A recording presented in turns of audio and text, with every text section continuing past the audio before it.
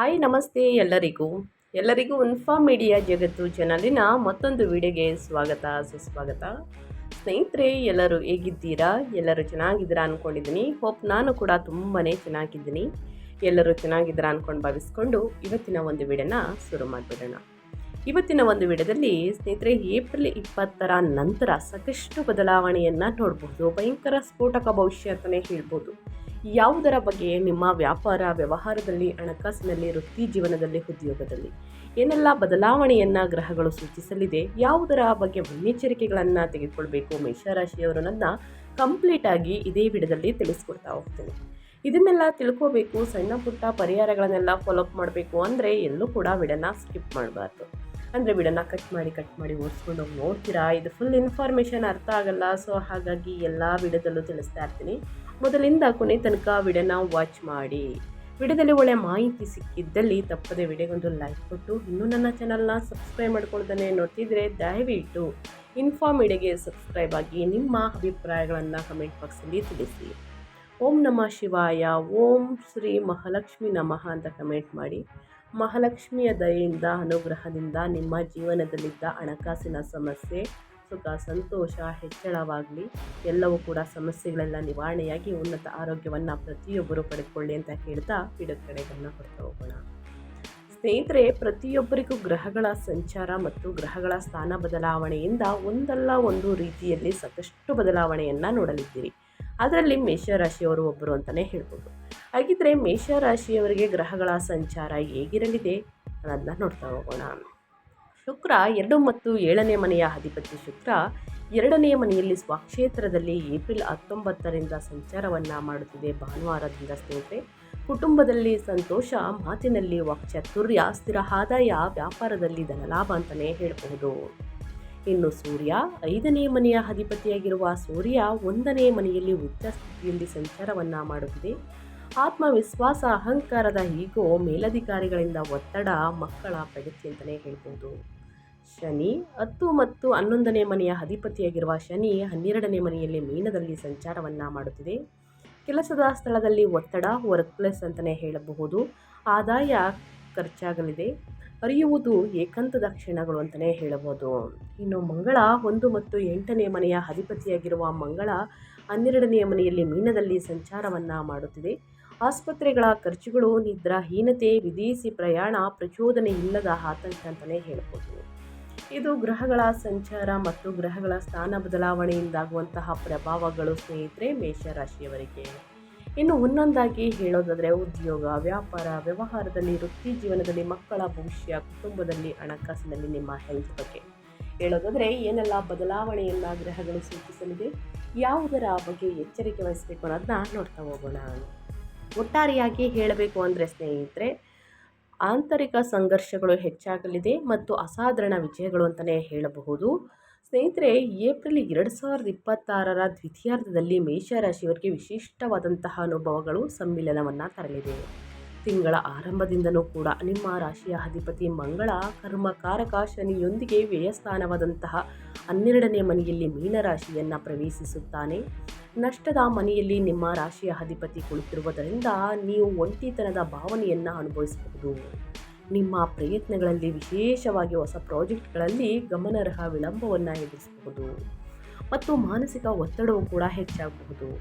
ಆದರೆ ಚಿಂತಿಸಬೇಡಿ, ಏಪ್ರಿಲ್ ದ್ವಿತೀಯಾರ್ಧದಲ್ಲಿ ಸೂರ್ಯನು ನಿಮ್ಮ ರಾಶಿಗೆ ಪ್ರವೇಶಿಸಿ ಉಚ್ಚ ಸ್ಥಿತಿಯನ್ನು ತಲುಪಿದಾಗ ಪರಿಸ್ಥಿತಿಯು ಸಂಪೂರ್ಣವಾಗಿ ನಿಮ್ಮ ಪರವಾಗಿ ಬದಲಾಗುತ್ತದೆ.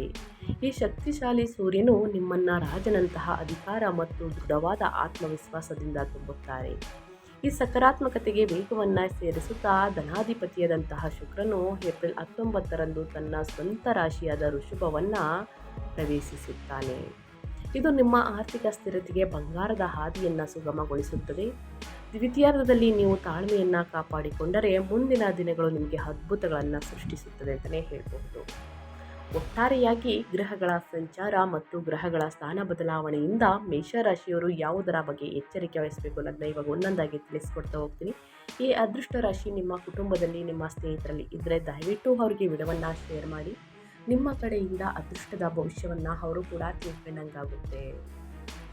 ಮೊದಲನೇದಾಗಿ ನಿಮ್ಮ ಕೆರಿಯರ್ ಬಗ್ಗೆ ಹೇಳೋದಾದರೆ, ವೃತ್ತಿ ಜೀವನದ ಬಗ್ಗೆ ಹೇಳೋದಾದರೆ ಏನೆಲ್ಲ ಬದಲಾವಣೆಯನ್ನು ನೋಡಲಿದ್ದೀರಿ ಅಂದರೆ, ನಿಮ್ಮ 10ನೇ ಮನೆ ವೃತ್ತಿ ಮನೆಯ ಅಧಿಪತಿಯಾದಂತಹ ಶನಿಯು 12ನೇ ಮನೆಯಲ್ಲಿ ಇರುವುದರಿಂದ, ಜೊತೆಗೆ ನಿಮ್ಮ ರಾಶಿಯ ಅಧಿಪತಿ ಮಂಗಳನು ಪ್ರಭಾವವಿರುವುದರಿಂದ ಏಪ್ರಿಲ್ ದ್ವಿತೀಯಾರ್ಧವು ನಿಮ್ಮ ಕಚೇರಿಯಲ್ಲಿ ಏಳಲಾಗದಂತಹ ಮಾನಸಿಕ ಸಂಘರ್ಷಗಳನ್ನು ತರುತ್ತದೆ.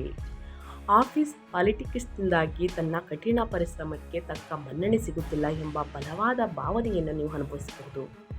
ಆದಾಗ್ಯೂ ಬಹುರಾಷ್ಟ್ರೀಯ ಕಂಪನಿಗಳಲ್ಲಿ ಕೆಲಸ ಮಾಡುವವರಿಗೆ ಅಥವಾ ವಿದೇಶಿ ಕ್ಲೈಂಟ್ಗಳೊಂದಿಗೆ ವ್ಯವಹರಿಸುವವರಿಗೆ ಈ ಅವಧಿಯು ವಾಸ್ತವವಾಗಿ ಹೆಚ್ಚು ಪ್ರಯೋಜನಕಾರಿಯಾಗಲಿದೆ ಸ್ನೇಹಿತರೆ.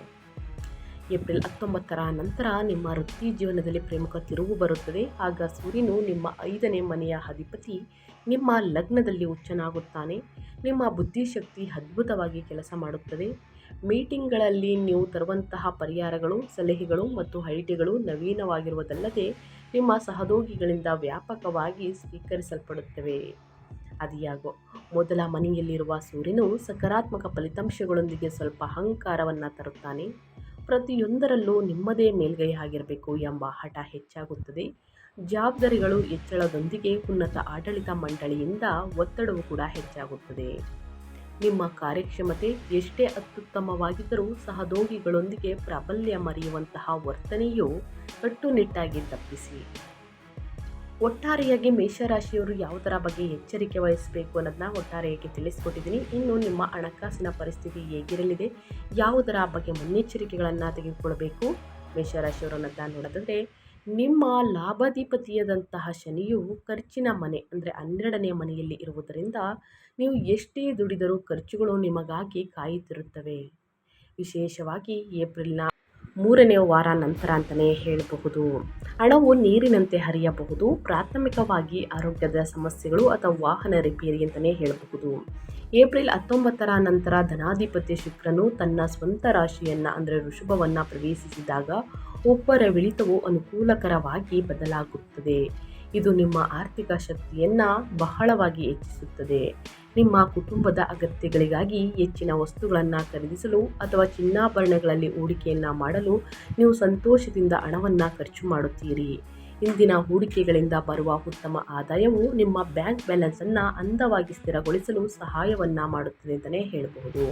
ಹಣಕಾಸಿನ ವಿಚಾರದಲ್ಲಿ ಮೇಷರಾಶಿಯವರು ಯಾವುದರ ಬಗ್ಗೆ ಎಚ್ಚರಿಕೆ ವಹಿಸಬೇಕು, ಏನೆಲ್ಲ ಅದೃಷ್ಟದ ಫಲಗಳನ್ನು ಗಳಿಸಲಿದ್ದೀರಿ ಅಂತ ಒಟ್ಟಾರೆಯಾಗಿ ತಿಳಿಸ್ಕೊಟ್ಟಿದ್ದೀನಿ.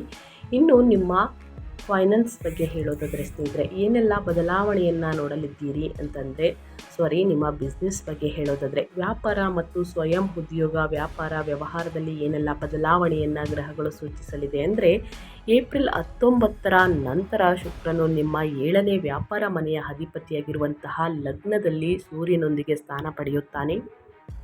ಈ ನಿಯೋಜನೆಯು ನಿಮ್ಮ ವ್ಯಾಪಾರದಲ್ಲಿ ಕೆಲವು ಹೆಚ್ಚು ಮಹತ್ವಾಕಾಂಕ್ಷೆಯ ನಿರ್ಧಾರಗಳನ್ನು ತೆಗೆದುಕೊಳ್ಳುವಂತೆ ನಿಮ್ಮನ್ನು ಪ್ರೇರೇಪಿಸುತ್ತದೆ ಸ್ನೇಹಿತರೆ. ನಿಮ್ಮ ವ್ಯಾಪಾರ ಪಾಲುದಾರರೊಂದಿಗೆ ಚರ್ಚೆಯ ಸಮಯದಲ್ಲಿ ಸರ್ವಾಧಿಕಾರಿಯಂತೆ ವರ್ತಿಸುವ ಅಪಾಯವಿದೆ. ನಿಮ್ಮ ಮಾತೆ ಅಂತಿಮ ಕಾನೂನು ಎಂದು ನೀವು ನಿರೀಕ್ಷಿಸಬಹುದು.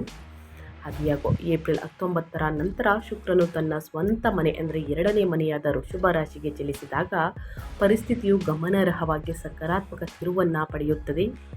ಕ್ಲೈಂಟ್ಗಳೊಂದಿಗೆ ನಿಮ್ಮ ಸಂವಹನ ಕೌಶಲ್ಯ ಮತ್ತು ವಾಕ್ಚಾತುರ್ಯವು ಮ್ಯಾಜಿಕ್ನಂತೆ ಕೆಲಸ ಮಾಡುತ್ತದೆ. ಹಳೆಯ ಬಾಕಿ ಇರುವ ಬಿಲ್ಗಳು ಹಣ ವಸೂಲಿಯಾಗುತ್ತವೆ.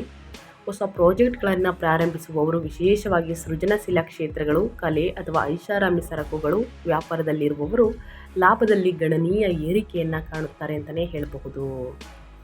ಇನ್ನು ನಿಮ್ಮ ಹೆಲ್ತ್ ಬಗ್ಗೆ ಹೇಳೋದಾದರೆ, ನಿಮ್ಮ ಆರೋಗ್ಯದಲ್ಲಿ ಏನೆಲ್ಲ ಬದಲಾವಣೆಯನ್ನು ಗ್ರಹಗಳು ಸೂಚಿಸಲಿದೆ, ಯಾವುದರ ಬಗ್ಗೆ ಮುನ್ನೆಚ್ಚರಿಕೆಗಳನ್ನು ತೆಗೆದುಕೊಳ್ಬೇಕು ಅನ್ನೋದನ್ನ ನೋಡ್ತಾ ಹೋಗೋಣ. ನಿಮ್ಮ ರಾಶಿಯ ಅಧಿಪತಿ ಮಂಗಳನು ಜಲತತ್ವದ ರಾಶಿಯಾದ ಮೀನದಲ್ಲಿ 12ನೇ ಮನೆಯಲ್ಲಿ ಶನಿಯೊಂದಿಗೆ ಇದ್ದಾರೆ. ತಿಂಗಳ ಆರಂಭದಿಂದನೂ ಕೂಡ ಭಾರವಾದ ಗ್ರಹಗತಿಯು ನಿಮ್ಮನ್ನು ನಿದ್ರಾಹೀನತೆಗೆ, ಪಾದದ ನೋವುಗಳು, ಹೊಟ್ಟೆಗೆ ಸಂಬಂಧಿಸಿದ ಜೀರ್ಣಕಾರಿ ಸಮಸ್ಯೆಗಳಿಂದ ಕಾಡಬಹುದು. ಏಪ್ರಿಲ್ ದ್ವಿತೀಯಾರ್ಧವು ಉಚ್ಚ ಸೂರ್ಯನ ಲಗ್ನ ಪ್ರವೇಶವು ನಿಮಗೆ ಅತ್ಯುತ್ತಮ ಚೈತನ್ಯ ಮತ್ತು ಬಲವಾದ ರೋಗ ನಿರೋಧಕ ಶಕ್ತಿಯನ್ನು ನೀಡುತ್ತದೆ. ಆದಾಗ್ಯೂ ಸೂರ್ಯನು ನಿಮ್ಮ ದೇಹದಲ್ಲಿ ಉಷ್ಣಾಂಶವನ್ನು, ಪಿತ್ತದೋಷವನ್ನು ಹೆಚ್ಚಿಸುತ್ತಾನೆ. ನೀವು ಸಣ್ಣ ಪುಟ್ಟ ವಿಷಯಗಳಿಗೂ ವಿಪರೀತ ಕೋಪಗೊಳ್ಳಬಹುದು. ತಲೆನೋವು ಅಥವಾ ರಕ್ತದೊತ್ತಡದಲ್ಲಿ BP ಹಠಾತ್ ಏರಿಕೆಯನ್ನು ಅನುಭವಿಸಬಹುದು. ಈ ಬೆಂಕಿಯು ಅಗ್ನಿ ಶಕ್ತಿಯನ್ನು ಶಾಂತಗೊಳಿಸಲು ಪ್ರತಿದಿನ ಧ್ಯಾನವನ್ನು ಅಭ್ಯಾಸ ಮಾಡಲು ಮತ್ತು ನಿಮ್ಮ ನೀರಿನ ಸೇವನೆಯನ್ನು ಗಮನಾರ್ಹವಾಗಿ ಹೆಚ್ಚಿಸಲು ಬಲವಾಗಿ ಶಿಫಾರಸು ಮಾಡಲಾಗುತ್ತದೆ. ಸೊ ಆದಷ್ಟು ಪ್ರತಿದಿನ ಸ್ನೇಹಿತರೆ, ಇದು ಅಮಾವಾಸ್ಯೆ ಹುಣ್ಣಿಮೆ ಬಂದಾಗ ಸ್ವಲ್ಪ ನಿಮಗೆ ಜಾಸ್ತಿ ಆಗ್ಬೋದು, ನಿದ್ರೆ ಬರುವುದಿಲ್ಲ, ಆತಂಕ, ಭಯ ಈ ಥರ ನಿಮ್ಮನ್ನು ಕಾಡ್ತಾ ಇದೆ ಅಂತಂದರೆ ಸ್ನೇಹಿತರೆ, ಸ್ವಲ್ಪ ಮೆಡಿಟೇಷನನ್ನು ಮಾಡಿ. ಸಣ್ಣ ಪುಟ್ಟ ಮೆಡಿಟೇಷನನ್ನು ಮಾಡುವುದರಿಂದ ಸ್ನೇಹಿತರೆ ನಿಮ್ಮ ಜೀವನದಲ್ಲಿರುವ ಸಮಸ್ಯೆಗಳು ಕ್ರಮೇಣವಾಗಿ ಕಡಿಮೆಯಾಗಲಿದೆ. ಸೊ ಹಾಗಾಗಿ ಪ್ರತಿದಿನ ಮೆಡಿಟೇಷನ್ ಜೊತೆಗೆ ಸ್ನೇಹಿತರೆ ವ್ಯಾಯಾಮ, ವಾಕಿಂಗನ್ನು ಮಾಡುವುದು, ನೀರಿನಲ್ಲಿ ಸ್ನೇಹಿತರೆ ನಿಮ್ಮ ನಡಿಗೆ ಇರಲಿ ಅಂತಲೇ ಹೇಳ್ಬೋದು. ನೀರಿನಲ್ಲಿ ಸ್ನೇಹಿತರೆ ಅಂತಂದರೆ ನೀರಿನ ಪಕ್ಕದಲ್ಲಿ ವಾಕಿಂಗ್ ಮಾಡುವುದು, ಪರಿಸರವನ್ನು ನೋಡ್ತಾ ಸ್ನೇಹಿತರೆ ತಂಪಾದ ಗಾಳಿಯನ್ನು ತೆಗೆದುಕೊಳ್ಳುವುದು, ಇದು ಕೂಡ ನಿಮ್ಮ ಹೆಲ್ತ್ಗೆ ಉತ್ತಮ ಅಂತಲೇ ಹೇಳ್ಬೋದು. ಇನ್ನು ಏನೇ ಸಮಸ್ಯೆಗಳು ಬಂದಿದ್ದಲ್ಲಿ ವೈದ್ಯರನ್ನು ಭೇಟಿಯಾಗಿ ಕೊಡುವಂತಹ ಸಲಹೆಗಳನ್ನು ಫಾಲೋ ಮಾಡಿ.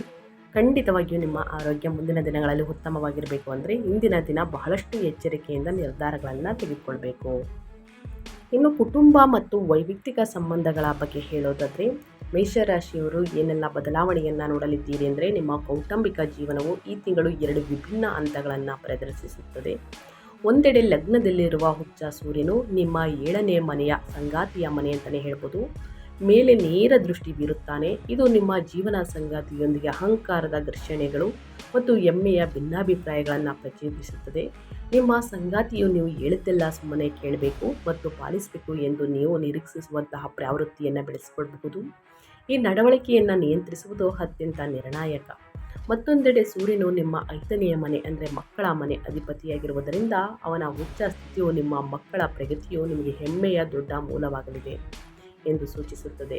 ಶಿಕ್ಷಣ ಅಥವಾ ಇತರ ಕ್ಷೇತ್ರಗಳಲ್ಲಿ ಅವರ ಸಾಧನೆಗಳು ನಿಮಗೆ ಅಪಾರ ಸಂತೋಷವನ್ನು ತರುತ್ತದೆ. ಇದಲ್ಲದೆ ಏಪ್ರಿಲ್ 19ರ ನಂತರ ಶುಕ್ರನು 2ನೇ ಮನೆಯ ಪ್ರವೇಶವು ಕೌಟುಂಬಿಕ ವಾತಾವರಣದಲ್ಲಿ ಸಾಮರಸ್ಯ, ಉಷ್ಣತೆ ಮತ್ತು ಸಂತೋಷವನ್ನು ಮರುಸ್ಥಾಪಿಸುತ್ತದೆ ಅಂತಲೇ ಹೇಳ್ಬೋದು. ಸೊ ಹಾಗಾಗಿ ಏನೆಲ್ಲ ಬದಲಾವಣೆಯನ್ನು ನೋಡಲಿದ್ದೀರಿ ಅನ್ನೋದನ್ನ ಒಟ್ಟಾರೆಯಾಗಿ ತಿಳಿಸ್ಕೊಟ್ಟಿದ್ದೀನಿ. ಇನ್ನು ಶಿಕ್ಷಣ ಮತ್ತು ವಿದ್ಯಾರ್ಥಿಗಳ ಬಗ್ಗೆ ಹೇಳೋದಾದರೆ, ನಿಮ್ಮ ಲಗ್ನದಲ್ಲಿ 5ನೇ ಅಧಿಪತಿಯಾಗಿರುವಂತಹ ಸೂರ್ಯನ ಉಚ್ಚ ಸ್ಥಿತಿಯು ವಿದ್ಯಾರ್ಥಿಗಳಿಗೆ ವಿಶೇಷವಾಗಿ ಸ್ಪರ್ಧಾತ್ಮಕ ಪರೀಕ್ಷೆಗಳಿಗೆ, ಕಾಂಪಿಟೇಟಿವ್ ಎಕ್ಸಾಮ್, CET, UPSC, ಬ್ಯಾಂಕಿಂಗಲ್ಲಿ ಸ್ನೇಹಿತರೆ ಕೆಲಸವನ್ನು ಮಾಡ್ತಾಯಿದ್ರೆ ತಯಾರಿಯನ್ನು ನಡೆಸುವವರಿಗೆ ಸ್ನೇಹಿತರೆ ಸಾಕಷ್ಟು ಬದಲಾವಣೆಯನ್ನು ನೋಡಲಿದ್ದೀರಿ ಅಂತಲೇ ಹೇಳಬಹುದು. ಪ್ರಚಂಡ ಆಶೀರ್ವಾದವಾಗಿದೆ. ಈ ದೃಢ ನಿಶ್ಚಯ ಮತ್ತು ಇಚ್ಛಾಶಕ್ತಿ ಗಗನಕ್ಕೇರುತ್ತದೆ. ಅತ್ಯಂತ ಕಷ್ಟಕರವಾದ ವಿಷಯಗಳನ್ನು ಸಹ ನೀವು ಸುಲಭವಾಗಿ ಗ್ರಹಿಸಲು ಸಾಧ್ಯವಾಗುತ್ತದೆ. ಅದಿಯಾಗೋ 12ನೇ ಮನೆಯಿಂದ ಶನಿ ಮತ್ತು ಮಂಗಳನ ದೃಷ್ಟಿಯು ಸಾಂದರ್ಭಿಕವಾಗಿ ದೈಹಿಕ ಆಲಸ್ಯವನ್ನು ಉಂಟು ಮಾಡಬಹುದು. ಇದನ್ನು ಜಯಿಸಿ ವಿಜಯ ನಿಮ್ಮದೇ.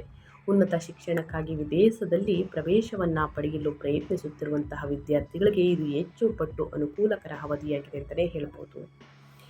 ಒಟ್ಟಾರೆಯಾಗಿ ಹೇಳಬೇಕು ಅಂದರೆ ಮೇಷರಾಶಿಯವರು ವ್ಯಾಪಾರ, ವ್ಯವಹಾರದಲ್ಲಿ, ಉದ್ಯೋಗದಲ್ಲಿ, ಶಿಕ್ಷಣದಲ್ಲಿ ಮತ್ತು ನಿಮ್ಮ ಹೆಲ್ತ್ ಬಗ್ಗೆ, ಕುಟುಂಬದಲ್ಲಿ ಏನೆಲ್ಲ ಬದಲಾವಣೆಯನ್ನು ಗ್ರಹಗಳು ಸೂಚಿಸಲಿವೆ, ಯಾವುದರ ಬಗ್ಗೆ ಮುನ್ನೆಚ್ಚರಿಕೆಗಳನ್ನು ತೆಗೆದುಕೊಳ್ಬೇಕು ಅನ್ನೋದನ್ನ ಕಂಪ್ಲೀಟಾಗಿ ತಿಳಿಸ್ಕೊಟ್ಟಿದ್ದೀನಿ. ಇದರಲ್ಲಿ ಏನೇ ಡೌಟ್ಸ್ ಇದ್ದರೂ ಕೂಡ ನೀವು ಕಮೆಂಟ್ ಮಾಡ್ಬೋದು. ಖಂಡಿತವಾಗಿಯೂ ಪ್ರತಿಯೊಬ್ಬರಿಗೂ ಆನ್ಸರ್ ಮಾಡ್ತೀನಿ ಸ್ನೇಹಿತರೆ. ಇನ್ನು ಏಪ್ರಿಲ್ ತಿಂಗಳ ದ್ವಿತೀಯಾರ್ಧದಲ್ಲಿ ಜ್ಯೋತಿಷ್ಯದ ಪರಿಹಾರಗಳನ್ನು ಅನುಸರಿಸುವುದರಿಂದ ಕಷ್ಟಗಳು, ಸಮಸ್ಯೆಗಳು ಕ್ರಮೇಣವಾಗಿ ಕಡಿಮೆಯಾಗಲಿದೆ. ಮೊದಲನೇದಾಗಿ ಸೂರ್ಯ ನಮಸ್ಕಾರವನ್ನು ಮಾಡುವುದು. ಏಪ್ರಿಲ್ ದ್ವಿತೀಯಾರ್ಧದಿಂದ ಅಂದರೆ 15ನೇ ತಾರೀಕು ನಂತರ ಸೂರ್ಯನು ಉಚ್ಚನಾಗಿರುವುದರಿಂದ ಪ್ರತಿದಿನ ಸೂರ್ಯ ನಮಸ್ಕಾರವನ್ನು ಮಾಡಿ ಅಥವಾ ಭಾನುವಾರದ ದಿನ ಮಿಸ್ಸೇ ಮಾಡಬೇಡಿ ಸ್ನೇಹಿತರೆ. ಸೂರ್ಯ ನಮಸ್ಕಾರವನ್ನು ಮಾಡಿ ಬೆಳಗ್ಗೆ ಆದಿತ್ಯ ಹೃದಯ ಸ್ತೋತ್ರವನ್ನು ಪಠಿಸಿ ಅಥವಾ ಕೇಳಿ. ಇದು ನಿಮಗೆ ನಿಜವಾದ ನಾಯಕತ್ವದ ಗುಣಗಳನ್ನು ಕರುಣಿಸುವಾಗ ನಿಮ್ಮ ಅಹಂಕಾರವನ್ನು ಕಡಿಮೆ ಮಾಡಲು ಸಹಾಯವನ್ನು ಮಾಡುತ್ತದೆ. ವ್ಯಾಪಾರ, ವ್ಯವಹಾರದಲ್ಲಿ ಸಣ್ಣ ಪುಟ್ಟ ಗಾಯಗಳನ್ನು, ಅಪಘಾತಗಳನ್ನು ಸೂಚಿಸುತ್ತಿದ್ದರೆ ಅವೆಲ್ಲವೂ ಕೂಡ ನಿವಾರಣೆಯಾಗಲಿದೆ. ಇನ್ನು ಮಂಗಳ ದೋಷ ಸ್ನೇಹಿತರೆ, ಹನುಮಂತನ ಆರಾಧನೆ ಮಾಡುವುದರಿಂದ ಮಂಗಳ ಶನಿ ದೋಷವನ್ನು ನಿವಾರಣೆ ಮಾಡಲಿದೆ. ಆಂಜನೇಯನ ಆರಾಧನೆಯಿಂದ ತಟಸ್ಥಗೊಳಿಸಲು ಪ್ರತಿ ಮಂಗಳವಾರ ಮತ್ತು ಶನಿವಾರ ಹನುಮಾನ್ ಚಾಲಿಸವನ್ನು ಪಠಿಸಿ ಅಥವಾ ಕೇಳಿ ಅಥವಾ ಸುಂದರ ಕಾಂಡವನ್ನು ಓದಿ. ಇದು ನಿಮ್ಮನ್ನು ಅಪಘಾತಗಳು ಮತ್ತು ಗುಪ್ತ ಅಪಾಯಗಳಿಂದ ರಕ್ಷಿಸುತ್ತದೆ. ಸಣ್ಣ ಪುಟ್ಟ ಗಾಯಗಳು, ಮನೆಯಲ್ಲಿ ಕಿರಿಕಿರಿ, ಜಗಳ ಇದೆಲ್ಲ ಇದ್ದರೆ ಅವೆಲ್ಲವೂ ಕೂಡ ನಿವಾರಣೆಯಾಗಲಿದೆ. ನಿಮ್ಮ ಹೆಲ್ತಲ್ಲೂ ಕೂಡ ಸಾಕಷ್ಟು ಸಮಸ್ಯೆಗಳನ್ನು ನೋಡ್ತಿದ್ರೆ ಈ ಪರಿಹಾರವನ್ನು ಮಾಡಿ ಉನ್ನತ ಆರೋಗ್ಯವನ್ನು ಪ್ರತಿಯೊಬ್ಬರು ಪಡೆದುಕೊಳ್ಳಲಿದ್ದೀರಿ. ಇನ್ನು ದಾನ ಮತ್ತು ಧರ್ಮವನ್ನು ಮಾಡುವುದರಿಂದ ಪಾಪದ ಗ್ರಹಗಳು ವ್ಯಯಸ್ಥಾನದಲ್ಲಿ ಅಂದರೆ ಖರ್ಚಿನ ಮನೆಯಲ್ಲಿ ಇರುವುದರಿಂದ ಆಸ್ಪತ್ರೆಗಳಲ್ಲಿರುವ ರೋಗಿಗಳಿಗೆ ಸ್ವಯಂ ಪ್ರೇರಿತವಾಗಿ ಔಷಧಿಗಳನ್ನು ದಾನ ಮಾಡಿ ಅಥವಾ ಔಷಧಿಗಳಿಗೆ ಬೇಕಾಗಿರುವಂಥ ಹಣ ಸಹಾಯವನ್ನು ಮಾಡಿ ಅಥವಾ ಅನಾಥಾಶ್ರಮಗಳಲ್ಲಿ ಬೆಂಬಲವನ್ನು ನೀಡಿ ಅನ್ನದಾನ ಶ್ರೇಷ್ಠ ದಾನ ಸ್ನೇಹಿತರೆ. ಅನ್ನದಾನ, ಬಟ್ಟೆ ದಾನವನ್ನು ಮಾಡಿ ಈ ಸಕಾರಾತ್ಮಕ ಕಾರ್ಯವು ಅನಗತ್ಯ ಮತ್ತು ಅನಿರೀಕ್ಷಿತ ಆರ್ಥಿಕ ನಷ್ಟಗಳನ್ನು ತಡೆಯಲು ಸಹಾಯವನ್ನು ಮಾಡುತ್ತದೆ ಅಂತಲೇ ಹೇಳಬಹುದು. ಸೊ ಹಾಗಾಗಿ ಈ 3 ಪರಿಹಾರವನ್ನು ಮಾಡಿ ಸ್ನೇಹಿತರೆ. 12ನೇ ಮನೆಯಲ್ಲಿನ ಶನಿ ಮತ್ತು ಮಂಗಳ ಸಂಯೋಗದ ದುಷ್ಪರಿಣಾಮಗಳನ್ನು ತಗ್ಗಿಸಲು ಮೇಷರಾಶಿಯವರು ಮತ್ತು ಉಚ್ಚ ಸೂರ್ಯನಿಂದ ಉಂಟಾಗುವ ಆಕ್ರಮಣಶೀಲತೆಯನ್ನು ನಿಯಂತ್ರಿಸಲು ಈ ಪರಿಹಾರಗಳನ್ನು ಶ್ರದ್ಧೆಯಿಂದ ಅನುಸರಿಸಿ. ಕಷ್ಟಗಳು, ಸಮಸ್ಯೆಗಳು ಕ್ರಮೇಣವಾಗಿ ಕಡಿಮೆಯಾಗಿ ಉನ್ನತ ಆರೋಗ್ಯವನ್ನು ಪಡೆದುಕೊಂಡು ಸುಖ ಸಂಪತ್ತು ಹೆಚ್ಚಳವಾಗಲಿದೆ ಅಂತಲೇ ಹೇಳ್ಬೋದು. ತಪ್ಪದೆ ಮಾಡಿ ಅಂತ ಹೇಳ್ತಾ ನಾನು ವಿಡಿಯೋನ ಎಂಡ್ ಮಾಡ್ತಾ ಇದ್ದೀನಿ. ಇವತ್ತಿನ ಒಂದು ವಿಡಿಯೋದಲ್ಲಿ ಸಂಪೂರ್ಣ ಮಾಹಿತಿ ಸಿಕ್ಕಿದ್ದಲ್ಲಿ, ಈ ವಿಡಿಯೋ ಯೂಸ್ಫುಲ್ ಅನಿಸಿದ್ದಲ್ಲಿ ವಿಡಿಯೋಗೆ ಲೈಕ್ ಮಾಡೋದನ್ನ ಮರ್ತಿದ್ರೆ ಲೈಕ್ ಮಾಡಿ. ಇನ್ನೂ ನನ್ನ ಚಾನಲ್ನ ಸಬ್ಸ್ಕ್ರೈಬ್ ಮಾಡ್ಕೊಳ್ತಾನೆ ನೋಡ್ತಿದ್ರೆ ದಯವಿಟ್ಟು ಇನ್ಫಾರ್ಮೇಡಿಯಾಗೆ ಸಬ್ಸ್ಕ್ರೈಬ್ ಆಗಿ ನಿಮ್ಮ ಅಭಿಪ್ರಾಯವನ್ನು ಕಮೆಂಟ್ ಬಾಕ್ಸಲ್ಲಿ ತಿಳಿಸಿ. ಯಾರೆಲ್ಲ ಸಬ್ಸ್ಕ್ರೈಬ್ ಮಾಡಿಕೊಂಡು ಪ್ರತಿನಿತ್ಯ ವಿಡಿಯೋ ವಾಚ್ ಮಾಡ್ತಿದ್ದೀರಾ ಅಂಥವ್ರಿಗೆ ಥ್ಯಾಂಕ್ ಯು ಸೋ ಮಚ್ ಅಂತ ಹೇಳ್ತಾ ಮತ್ತೊಂದು ವಿಡಿಯೋ ಜೊತೆ ಮತ್ತೊಂದು ಹೊಸ ಭವಿಷ್ಯದಲ್ಲಿ ಸಿಗ್ತೀನಿ. Thank you for watching.